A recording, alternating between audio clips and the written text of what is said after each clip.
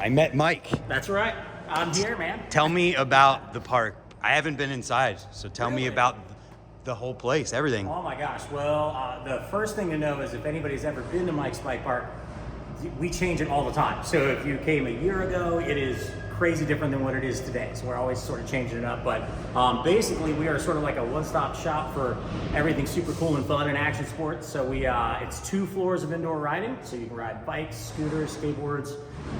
We get one wheels in here. We get unicycles. We get kind of everything. So we try to do that for everybody.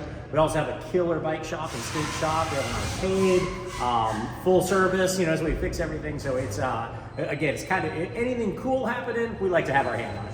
Nice. How long has it been here?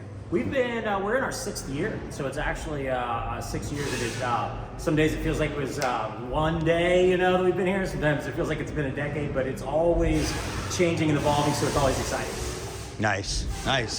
Yeah, it's kind of cool that this place, like, Ray's exists in Cleveland. Mm-hmm. This is in Dayton. Yeah. And then, I mean, it's cool that both exist, and then think about how far you have to go to find nothing else exists like this. Exactly. Well, I lived in Hawaii for a few years, and when I came back to Ohio, I had all these bikes, and the Ohio weather sucks, and so I couldn't ride them, right, all year long. And so I was going to Ray's, I was going to the Wheel Mill in Pennsylvania and stuff, and to be honest with you, I kept waiting for someone else to build this in Dayton. We have a huge cycling community here, and no one did, and opportunity came up, and so I just said, all right, well, I'm gonna go ahead and build it. But we on purpose are not a carbon copy of anybody else because we want to have all those riding experiences. I want you to ride here, and then I want you to drive to Cleveland and ride. I want you to drive to Pennsylvania, and then I also want you to ride the outdoor trails. Ohio is just inundated with new outdoor trails, which is great in the last 5 years. So yeah, we just try to be, sort of our piece of the cool cycling action sports world, and always make it cool and fun here. And then, we love everyone that does this type of stuff, so we just love playing our part of that. Heck yeah. And I mean, being around for 6 years, do you feel like you've seen impacts? I mean, there's been bike parks that have built near here that may not have been. So do you feel that impact? I absolutely do. We do a lot here in the building. I tell everybody we do a whole bunch. There's stuff that everybody sees, and there's a whole bunch that people don't see. So we work hand in hand with a ton of nonprofits that get kids on bikes. So simply having an indoor place that's safe. There's a lot of neighborhoods in Dayton, just like I'm sure there's a lot of neighborhoods everywhere where it's not safe to ride your bike in the neighborhood. You go and you might, am I going to get run over by a car today or whatever? Or there's literally nothing to improve your skill set. Your skill is riding on the sidewalk or whatever. So I like that we're able to do that and we're able to work with those. But we have absolutely seen an impact in the local community with the cyclists and even the skaters and scooter riders. It's I say, 3 or 4 years ago, it was kind of a specialty for anybody to show up with a dirt jumper or for me to sell a dirt jumper. But now, those sort of purpose-specific bikes, there's so many opportunities to ride here that it makes sense to buy one. And I'd like to think that we definitely had a big hand in bringing that to the area, It's great. Yeah, and I mean, there was literally just a bike park built that dirt jumpers are perfect for. Absolutely. How far from here? 10 minutes, yeah, Dayton Bike Yard. Luckily enough, I've been sort of, nobody's coming to me to build that park, but I've been involved in, some of the talks and I can see the early drawings of it and stuff. So it's been, even in that aspect, it's been great for me to go, well, here's my experience. I can tell you an early version of that park included a 5,000 square foot pump track, and to, people who their job is in the city to pay bills and things like that, to them, a 5,000 square foot pump track sounds enormous or whatever. And so I brought them down and showed them what 5,000 square feet looks like inside of our park. And I said, this is all you're getting for that. And we don't want to build something that is, it's almost a waste, we want to build a destination. So even though things like the Dayton Bike Yard, Moneta Field in Huber Heights is 15 minutes from here, so having a little bit of the ability to help people that are putting that together to make sure they really do something that has an impact has been great. Yeah, and they can definitely come down and get an idea and go, we want that feature at our outdoor park, or having an indoor park, there's also things that we can't do. You know, I can't do a 12-foot lip in here or anything like that. So it's great for me to say, you know, the riders would love to have the ability to ride that in Dayton. I can't provide that for them, so let's stick that in the Dayton bike yard. It's been great. Absolutely. And how have you seen the cycling scene of riders and all of that grow since this? Man, I mean, if you're watching this, you probably know cyclists are like the coolest people ever. So I love. I agree. I love. I also come from the music background. I always see those two as the same. That if you don't teach people how to do it at a younger age, then the sport dies, or the music you're doing dies. But it's been really, really cool to. I mean, every day we have people who are 2 and 3 years old riding at our park. So we really try to have something for everyone in an effort to grow the sport. You know, so it's been really good, especially being year 6.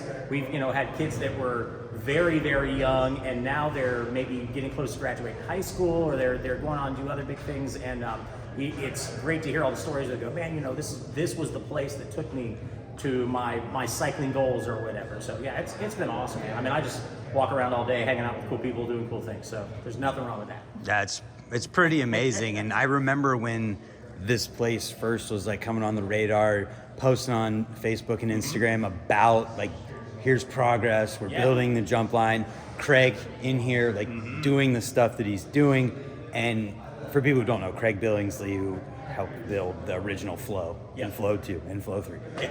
Legendary name in building BMX and BMX in general. So yeah, it's been cool to watch this, and I want to say I'm sorry for making it 6 years before I got here. Oh, it's good.